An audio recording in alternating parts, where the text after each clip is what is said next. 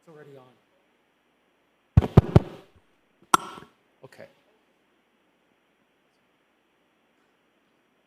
Just Peggy will come up. That's it.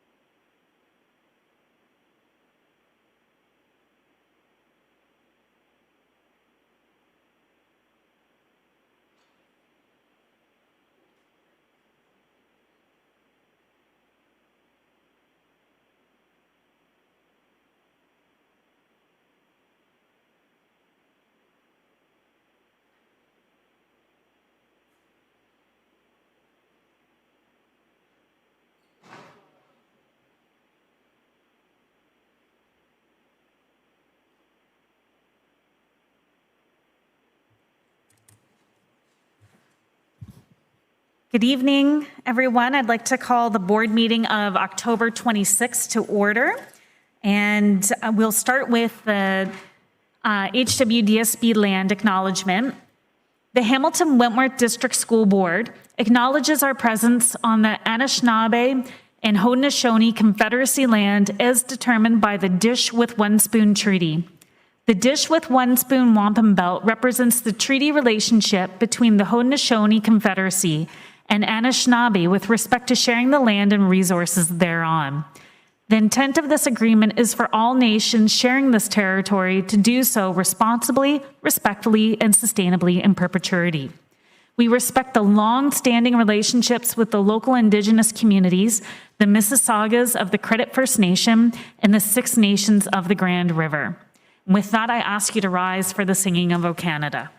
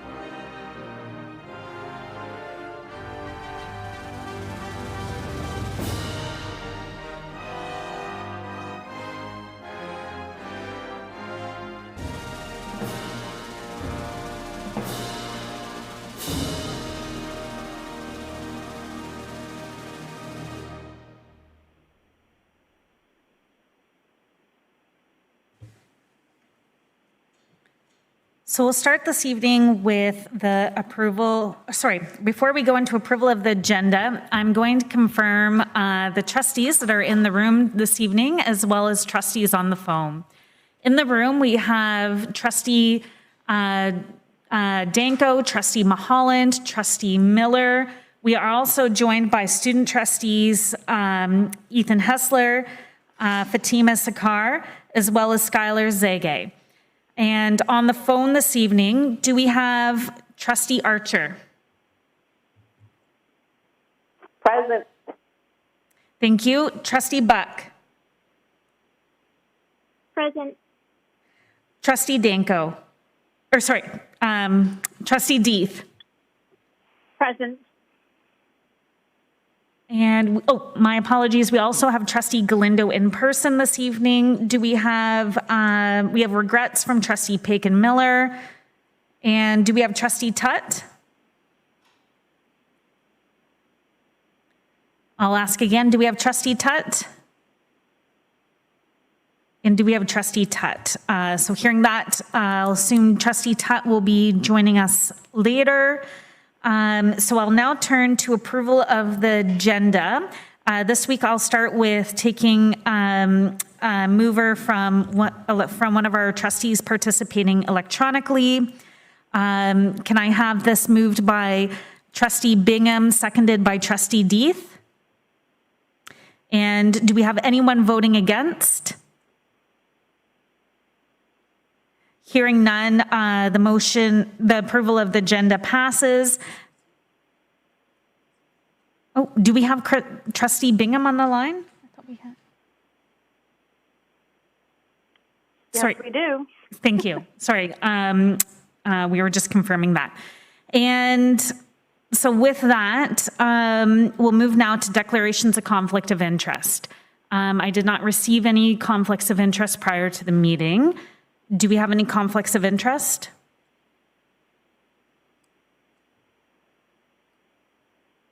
Hearing none, we'll move along to confirmation of the minutes from October 19th. I'll give trustees a moment to look them over.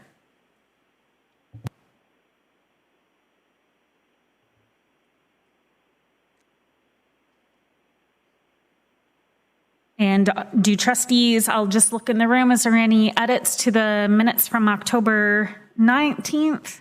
Seeing none for those in the room. For those online, do we have any changes? Hearing none, the minutes are confirmed. So we'll now move to reports from staff. Item 6, school reopening update number 6, and I'll turn to Director Figueredo. Thank you, through the chair.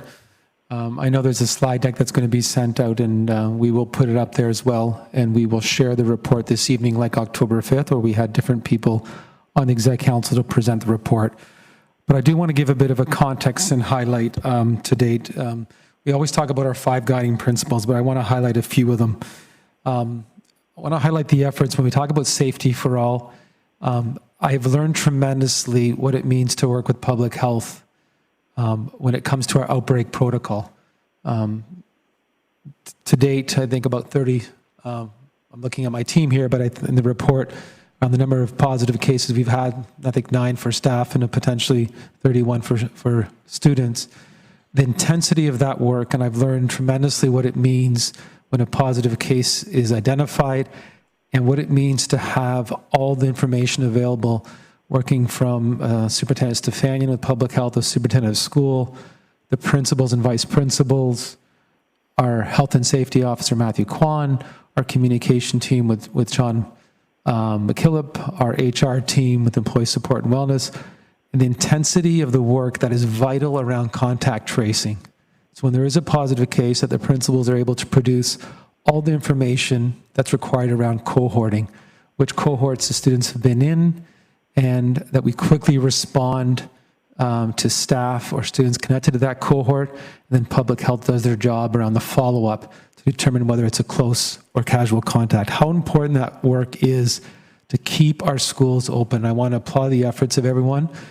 Now I have a true greater appreciation of what it means to contact trace and disrupt the potential transmission of the virus, and why it is vital that those public health measures are in place even prior to coming to school. So I want to applaud that and thank Public Health for their intense work with our team around that, because that happens at any time of day and at any time of night in terms of being ready to respond once a positive case is communicated to us.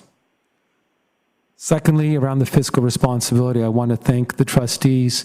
You passed a motion to hold us accountable of spending up to $9 million in August. And that resource was to help us keep our elementary class sizes, our students 1 meter apart. That resource has been vital, especially as you see the report tonight around the impact that we signaled around the disruption around this current organization and what it means. Without that, that disruption would have even been greater. And we talked about one of the guiding principles is trying to minimize disruption to the regular school day routines. Every fall, we do have a elementary school reorganization, and there's a ripple effect. And I've spoken to many parents as trustees have received emails. I too have from staff and parents over the weekend, and how connected these two are around minimizing disruption and our fiscal responsibility. Want to reassure to our community that the 1 meter distance apart from students is a non-negotiable as we look at this reorganization. The downside is that students have developed relationships with our educators, and we have over 400 teachers or educators being moved in this reorganization, which is approximately 4 to 5 times more than at any other fall that we've experienced. And 3 key factors, and this will be outlined more in the report. Number 1, honoring parent choice, and we want to honor parent choice. And in the fall, when we did default, that those we didn't hear from would be in class. Over 2,000 more chose remote. And we did honor that the first week, but we knew there would be a ripple effect down the road. By honoring that, we added over 100 occasional teachers to fill in that gap until we got to the reorg, versus moving staff again in August that we had just organized then. The second piece, as we learned, is we staff our board and our schools based on projections in June. And we're learning that our projections have always been conservative, and we've always been very close like many other boards, but a provincial trend that's occurring is, as you'll see in the report, over 1,700 students have not attended, even with a concerted effort to reach out, to re-engage. Some parents have made choices around, from their lens of safety. Many of them, close to half of them are in kindergarten, staying home, not a mandatory requirement age, and approximately almost 600 of that group is homeschooling as well to date, as we follow our attendance counselor process through our social workers. But that has had, that's factor number 2, that's had a huge impact of our projections, our actuals being lower than our projections. And the third factor, you'll see in the report, is the first transitional period asking parents if they do want to change the mode. And about 800 parents have chosen to move their child from in-person to remote, and 500 have chosen to move remote to in-person. So a net difference of about 300 more in remote. That has an impact on our resources as well. So those are the 3 key factors that are forcing us to look at our current resources based on our funding. And when we lose enrollment, we do lose funding for students. We're committed to re-engaging, to find out what ways we can re-engage students to come back through parents, but we also respect the choice that parents may be making at this time, which is challenging. So those are the 3 key factors, and more of that will be outlined, but the key factors that we have to adhere to our safety piece as we reorganize our schools, and to make sure the work we did in August around what 1 meter distance looks like in classrooms, that work we did in August is adhered to now and checked again. But the implications for parents who might have had a smaller class size is it might be increasing, or it might be staying the same, but they might have a new teacher or an educator who've built a positive relationship, might be leaving to another school or to our remote program. So I wanted to highlight those 3 areas as we continue to work through this, and state that as we enter into transition 2 into January, Trustee Maria Felix asked this on October 5th, we must have some clearer parameters as we honor parent choice. We can't go into January to reorganize. It wouldn't be fair for our students. The disruption is great. So how do we go into that transitional period to honor parent choice, to look where we do have room, without trying to reorganize our system again? Our collective agreement is clear that we organize in the fall, But from a well-being strategy, it's not a good strategy because staff needs to settle into their positions and students do as well.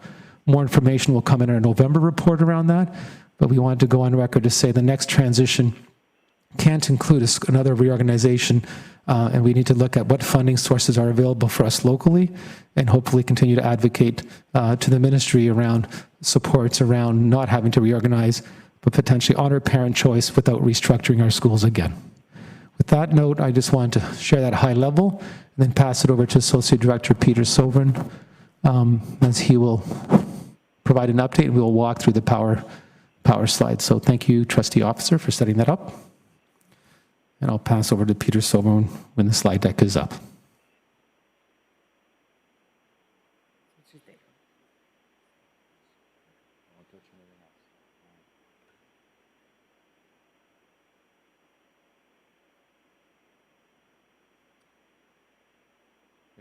Good evening, trustees. The slides, for those who are online, I will do my best to guide us through the slide number that we're on. So we're currently on the second slide entitled Background, and the director has covered most of these items. Just to reiterate again that the guiding principles have not changed from our planning to our implementation, and it's really worth noting again that safety for all, minimizing disruption of the regular school day routines, ease of transition between scenarios, and I would add to that between our transitions, honoring collective agreements, terms and conditions, and of course fiscal responsibility. I'm going to go to the next slide, and similar to the previous 5 reports, this report has 10 sections. What I will do is I will introduce each section, and then there will be an appropriate member of Executive Council who's leading the work who will provide some of the highlights. Not each one of the subsections we will touch upon, but they are in the report. What we've tried to highlight in the slides is whether or not there were any substantial changes from the previous report. Of course, happy to take questions from each one of these sections. So we'll begin with the first section, Enhanced Public Health Measures, and as always, this is a very substantial section, and while much planning went into implementing enhanced public health measures from report to report, we do want to provide an update and also highlight some aspects of this work that's changed. And I'll begin with Superintendent Sharon Stefanian, who will provide some updates and highlights on masks, which is subsection C, access to school sites, subsection H, and our screening and outbreak protocol, subsections I and J. So I'll call upon Superintendent Sharon Stefanian from your seat to provide the highlights. Thank you, Associate Director, and good evening to everyone. So in your packages this evening, I'm on page 6-2, and as the Associate Director said, I'm in section C talking about masks. So we have been sharing with trustees throughout this time what our approach to non-medical masks or face coverings has been for our students. I will remind, as trustees know, we are expecting children from kindergarten through to grade 12 to be wearing non-medical masks or face coverings. However, we do recognize that there are times when there needs to be an exception to that approach. And so on 6.2, there have been no changes to the exception criteria, but I will again speak to the fact that a parent may look for an exception if their child has an underlying medical, developmental, sensory, or mental health reason which may get in the way of the child being able to wear the mask, or if a child is unable to remove the mask independently or put the mask on independently. In the report, we highlight for trustees that as of the end of September, we had 4,122 exception requests on file. That means a parent submitted a request through our parent portal. And as of the October the 20th, that number was up slightly to 4,368 requests. I will share with trustees, however, what our on-the-ground experience has been. And our on-the-ground experience has been that the wearing of masks, generally speaking, has not presented any significant challenges to our schools to date. While we may have 30, 40, 50 students in a school where there is an exception on file, what we are hearing is that children and youth are continuing to wear their masks. We're seeing a very limited number of individuals not wearing masks. And anecdotally, what parents have shared with us is that in some cases, they completed the form not knowing whether or not their child would be able to wear a mask, but recognizing the approaches within the school, the opportunities to be outside, to remove the mask, the opportunities to step into the hall, to remove the mask, to take a mask break for a moment or two. All of those things have supported students in being able to wear their masks for the majority of the day. I'll now flip to page 6-3 in the report and talk briefly about access to school sites. This section really speaks to the approach that we have in place with respect to visitors, and we've talked about that before. What I just want to highlight in this section is true appreciation to our families and to our community partners. We know that the visitor protocol has added a significant number of steps when it comes to accessing our school sites. We know that there isn't the ability to come and go from our buildings that we had previously.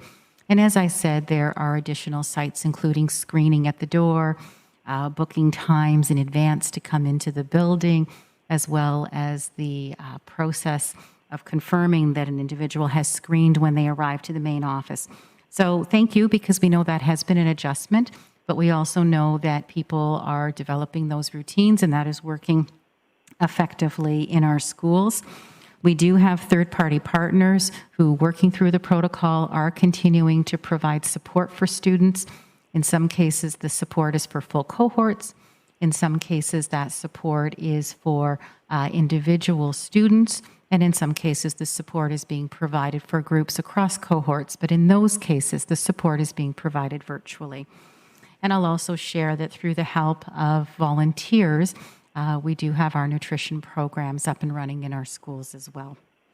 I'll move to section I on screening. And this continues to be one of the key strategies which supports minimizing risk and potential spread of COVID. And we've talked over the previous board meetings a number of times about the hierarchy of controls. And those hierarchy of controls really speak to those key strategies or measures that are essential to prevent the spread of COVID within our schools and to minimize risk within our schools. The very, very top of the list, above all else, the number one thing that we can do, both from the perspective as staff and students, is to screen in the morning, and if we are unwell, to stay home. And I can't emphasize enough how extremely important that is, particularly as we head into cold and flu season. Cold and flu can often present itself as COVID. And certainly we want to minimize the number of individuals who pick up cold and flu and as a result may be absent because they fail the screen. So I can't emphasize enough, screening extremely important every day. If you're feeling unwell, stay home. In addition to that, just a reminder that while an individual, either student or staff, may screen in the morning and they may pass the screen, there may be things that happen during the school day that cause an individual to have to go home. So Sharon may get up in the morning, she feels fine, she screens, she comes into her classroom, and then partway through the day she begins to feel unwell. That's one of the reasons in which Sharon should go home. In addition to that, Sharon may have the COVID alert app on her phone. If the COVID alert app were to activate during the day, again, that's a reason why Sharon should be going home, because that alert would be suggesting that she has been in close contact with someone who's tested positive for COVID. Likewise, an individual may receive information from a family member during the day indicating they've tested positive. That's another reason someone would go home during the day. So while the screening is extremely important in the morning, we can't forget that there may be reasons during the day that an individual would potentially go into the isolation room and then ultimately go home. On the bottom of page 6-3, we share with trustees just a sense of absences that we're seeing from staff and from students for completion of the screen in the morning. So you can see that between September the 14th and October 20th, we've had 2,811 students and 346 staff that have recorded an absence of 1 day or more because they have failed the screen at the beginning of the day. Moving into section J, just highlight a little around the outbreak protocol.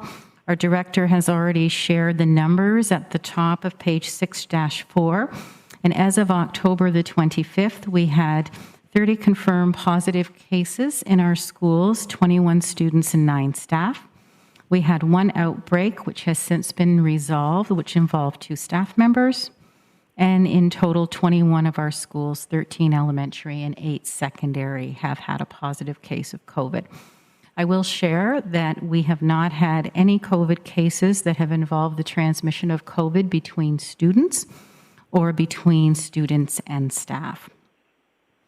I share with trustees in the package this evening, we've included a couple of appendices for information. As our director said, we've been working extremely closely with public health and have really appreciated their responsive support when we have brought forward to them suggestions and ideas around resources that would be helpful for our schools and our families. So Appendix A is an infographic. There are 2 infographics in Appendix A. One speaks to how within a school a student may be determined by public health to be a close contact, or how they may be identified as a casual contact. And that infographic is helpful for families when, if there is a positive case in their child's classroom and they receive information from public health that their child needs to self-isolate, the natural next question is, well, how do I know if my child's a close contact or a casual contact? And that infographic will be helpful in that way. Similarly, there's an infographic for staff to help staff understand what does a close contact look like in the workplace, as well as a casual contact in a workplace. If someone is deemed to be a close contact, then they're typically going to be asked to self-isolate at home for 14 days from the last time they were in contact with the person who tested positive. If they're casual contact, they're going to be asked to monitor for symptoms, as we do every day when we do our screening, but then to continue with their regular schedule of activities. So that information is provided. In addition to that, we've also included connected 2 positive cases. We know there were a number of times when families were looking for support to better understand the process of returning to school. So again, public health together with the 2 school boards produced the document you see in Appendix B, which walks parents through the return to school after their child has gone home with COVID symptoms. Because a child goes home, it doesn't always mean the child is going to be home for 10 days or for 14 days. And it doesn't always mean that the child will require a negative test to return to school. So important to have that information available to share with families. The other piece that I'll share with trustees under outbreak is we have had some questions around what happens to my child's learning if they've been asked to self-isolate for 14 days. So it's extremely important that students are provided with the opportunity to continue their learning during that period of time. So if an individual is within a classroom where the entire class is going to be in isolation, then very quickly, with the support of the program team, the classroom educator connected to that class will support the learning of those students virtually. The educator, if they are also self-isolating, sometimes may be working from home.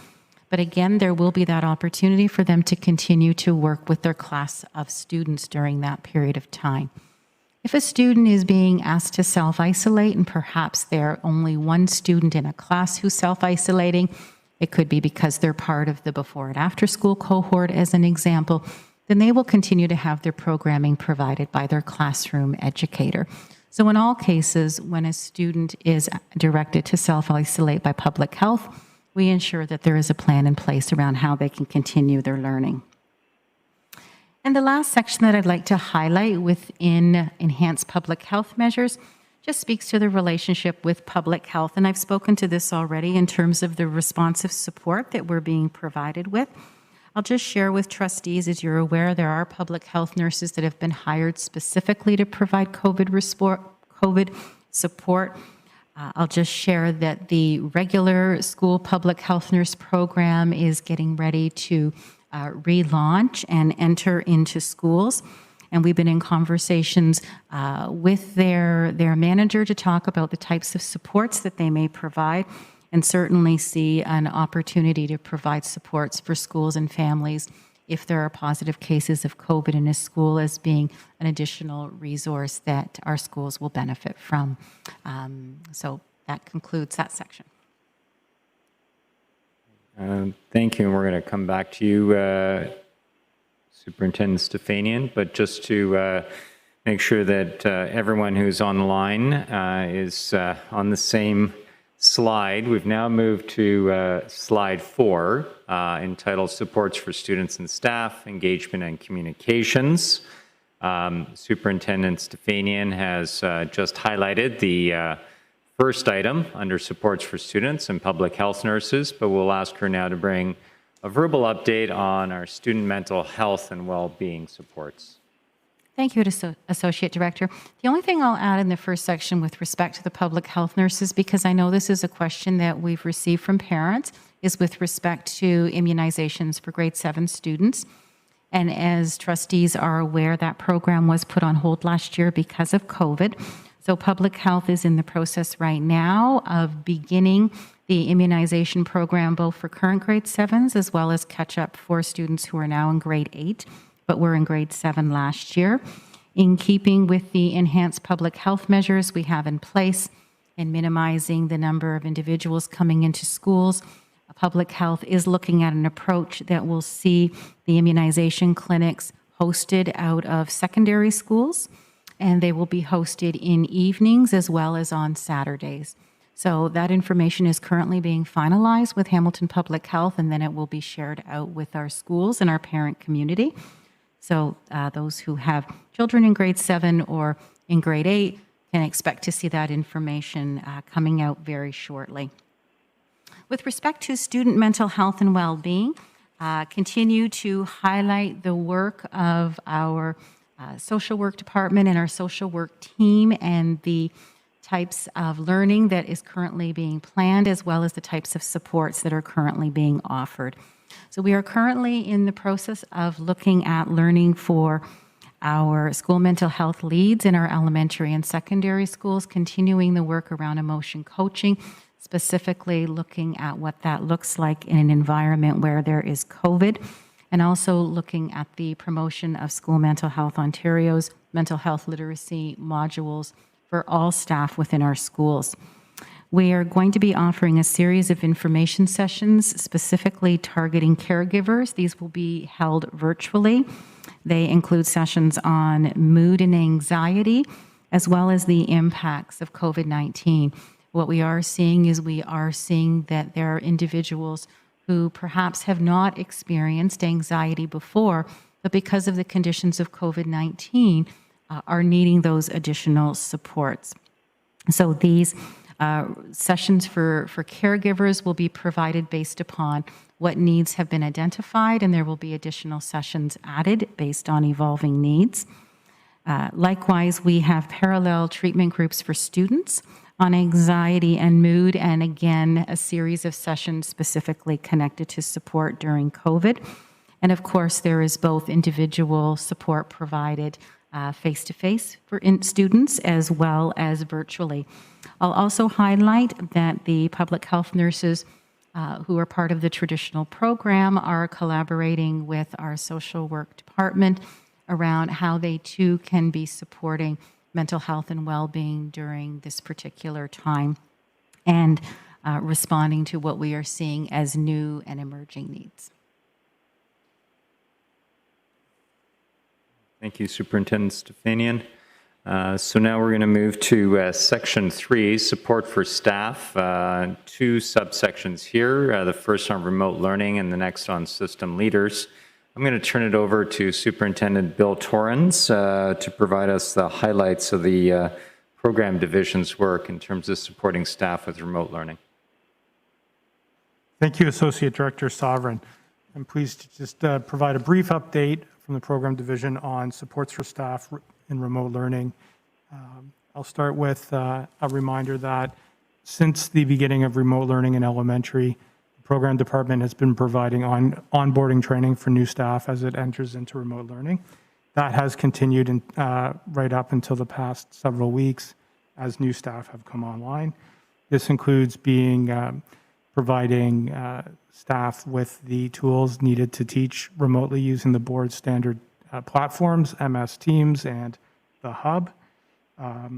We have provided ongoing support to staff through self-paced and self-directed learning, followed up with on-call support daily from Monday to Friday by program division consultants.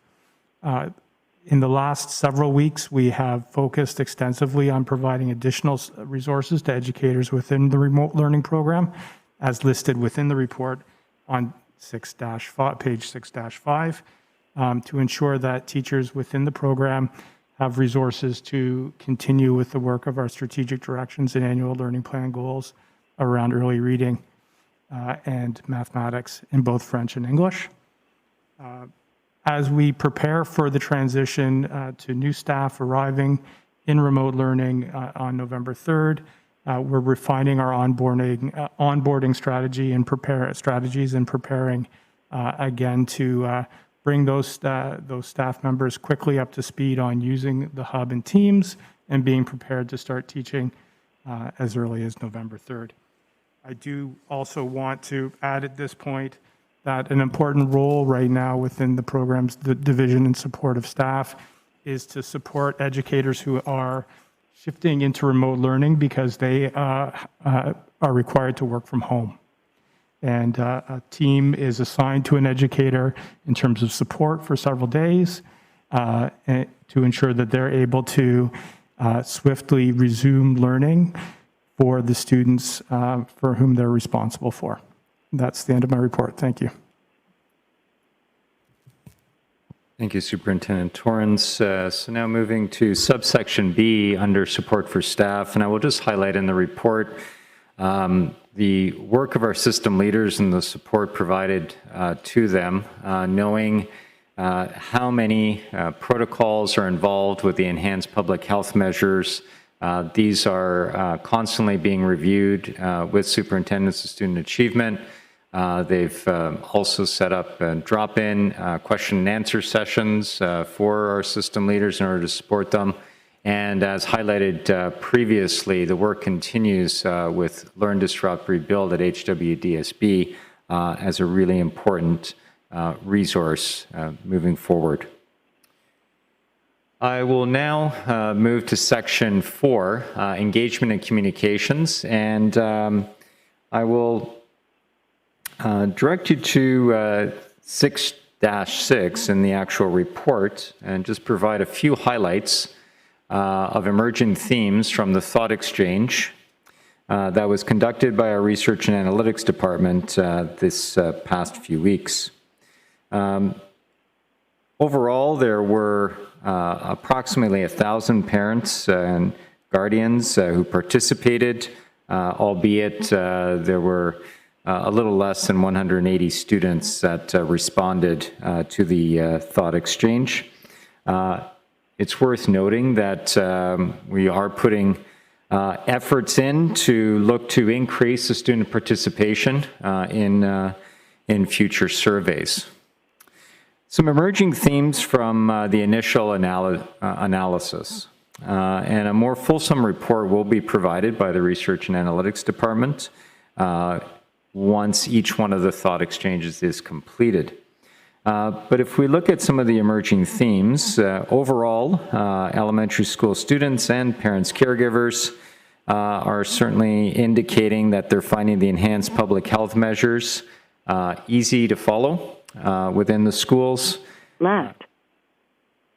that just as important, that overwhelmingly both elementary and secondary school students, either directly or through their parents and guardians who responded, have indicated that they are, the question asks whether they see or hear from their teachers, but really that's about engaging with their teachers as much as they need.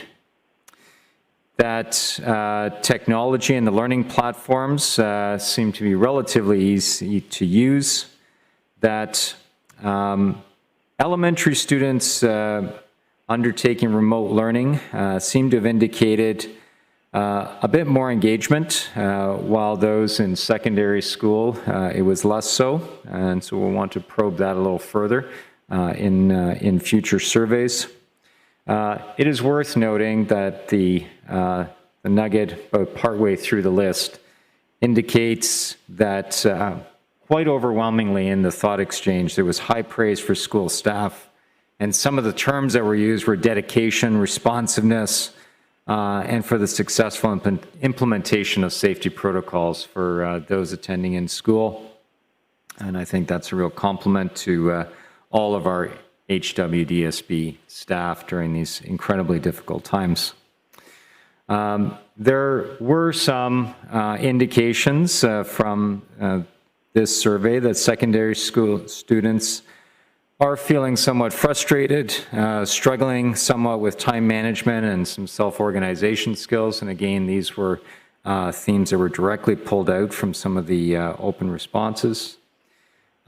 Similar to the spring, when we were in the school closure period, there were some students and parents who expressed challenges with the remote learning, staying focused, using some of the digital resources and platforms, concerns about excessive screen time and isolation.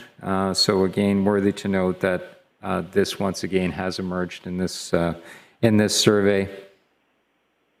And finally, that there are a segment of students, both elementary and secondary, who have indicated through this survey that they are benefiting through their remote learning experiences, through teacher creativity, communication, and support that they're receiving. So these are some of the themes that we've been able to pull from this particular thought exchange. Again, the idea is to do monthly check-ins with students and parents and caregivers for both those attending in person and those attending our remote learning.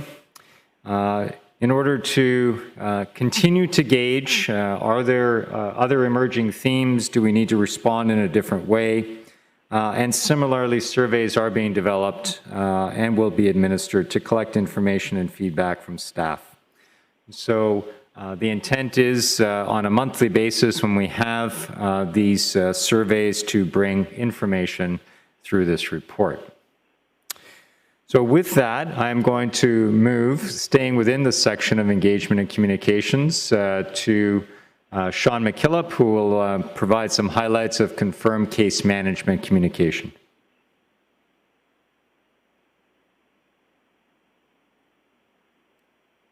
Thank you for that. Good evening. Through the chair, I'd like to give an update on some of the areas that we've learned as we've been communicating some of the case management. As reported earlier, we had about 30 confirmed cases, so we're becoming quite, unfortunately, good at the communication related to this.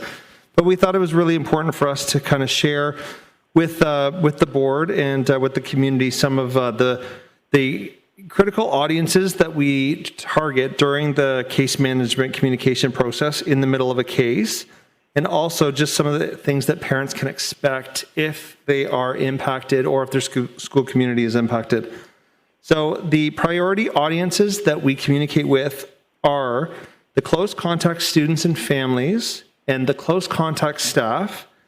The other critical piece that we want to communicate with those individuals, especially the students, is the remote learning and how they will be doing remote learning when they are out for up to 14 days.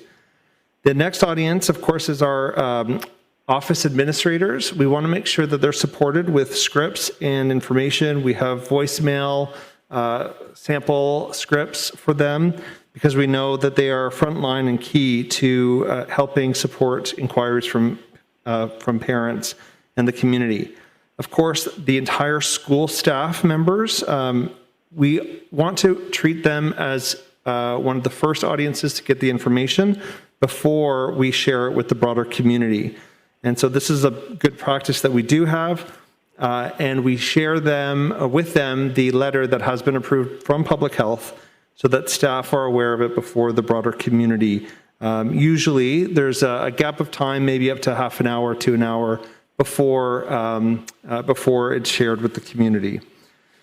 Some of the practices that we've established throughout this and that we wanted to share with parents is some critical pieces. If the public health makes us aware of a case and it's close to dismissal, then we will keep the children back. And this is a critical piece of communication because it's at this time that the administrator is connecting with the class, connecting with the parents, calling the parents to have them come back in. So we just wanted to reinforce that it is during a dismissal time that we understand and appreciate the cooperation from parents as those students will be held back. Families can expect who are close contacts to have, we try, and it has been mostly our practice, to have a personal phone call home from the administrator as the first point of contact before a public health nurse will contact a close contact. In the event that a personal phone call cannot be made, we do access school messenger. That is not our preferred method, but in the case where there is multiple classes, for example, and a high volume of calls, and or if it's late at night, for example, past 8 o'clock at night, and we want to ensure we get the message out to not come to school the next day, a school messenger message is shared directly with the close contact families. We have had cases where 9:30 at night has been the latest that we've been able to communicate. We know 9:30 is late, but we feel that it is important for us to share a message through school messenger to the broader community as late as 9:30. If the 9:30, and if it's too close to 9:30, or if we can't, if we're unable to get that message out, we will share with the school community a school messenger notification at 6:45 the next day. So that night, we will still post the letter, but we will notify the families. And this is a courtesy. This is to be as transparent as possible, to allow families the opportunity to know that a case has happened and the certain measures that have been taken. We've noticed that, and it's important to share, that more than one case in a school does not necessarily mean an outbreak. We have seen, and if you go to our dashboard, you will see multiple cases in schools. And we just want to notify that this is not always the case of an outbreak. We've had one outbreak where there is a link in spread between two staff members at a particular school, an elementary school. And we have had multiple cases in different school environments. So having said that, it's important that we do share when there is multiple cases that it is not necessarily an outbreak. Private information is not shared, and I do appreciate that some parents want more information because they want to know if they're impacted. And we want to reinforce that anybody who is impacted has been contacted by the school administrator and following up with public health. We don't share any of this information on social media. We're not sharing positive cases. We feel that it's just important for us to share and directly communicate with our school communities. So the information is available on our dashboard, but we just don't share when there is a case. And all public communication is always approved by Hamilton Public Health. Those are a bit of a highlight in terms of behind the scenes of what happens during a case. And thank you for your time on that.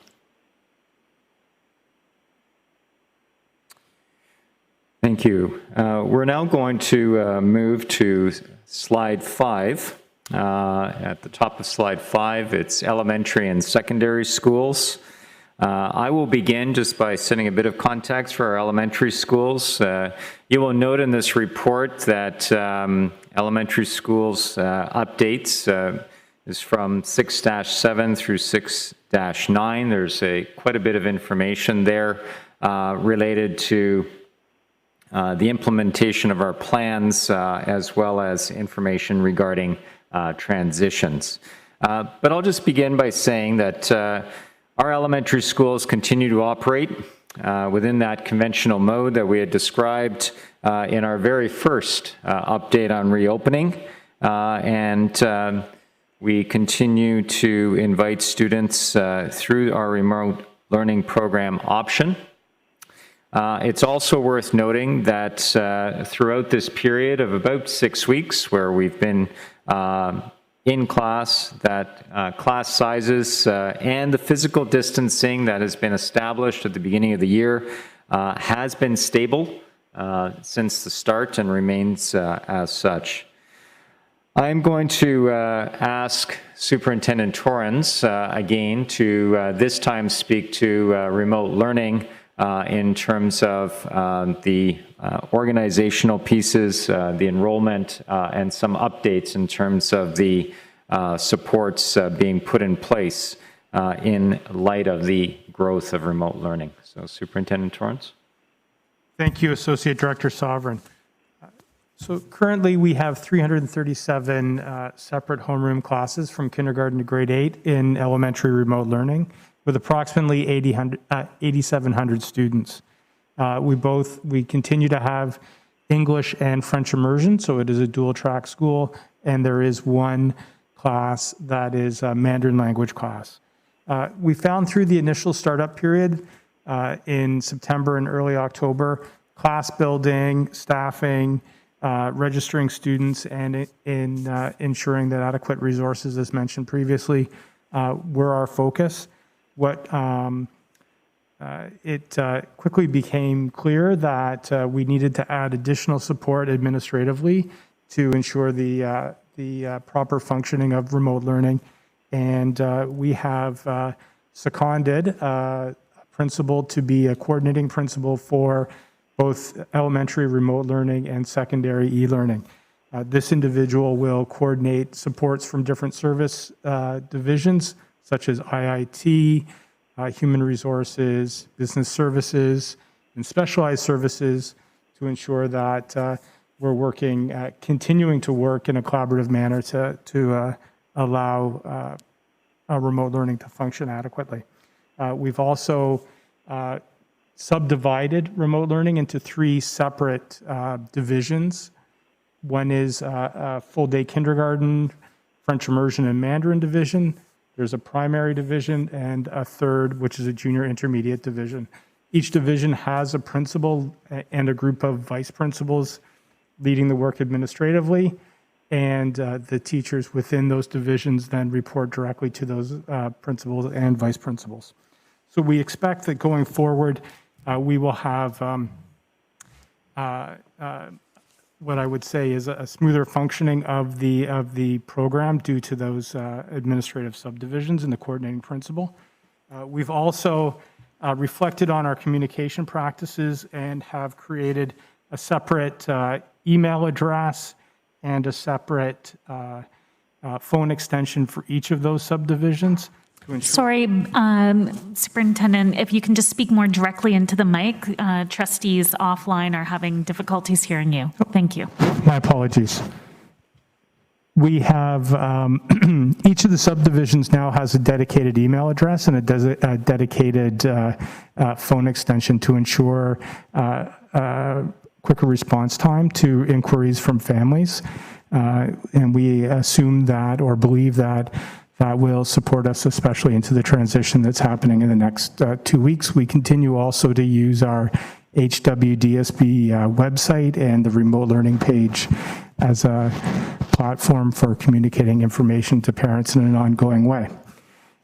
In terms of our overall enrollment, as outlined in the tables on 6-8 and 6-9, you'll notice that our enrollment will grow from our September startup of September 11th to what we project for November 3rd. My apologies. If you could just wait a minute. It appears that we're having some technical difficulties for those online. So if you could just pause the presentation, thank you.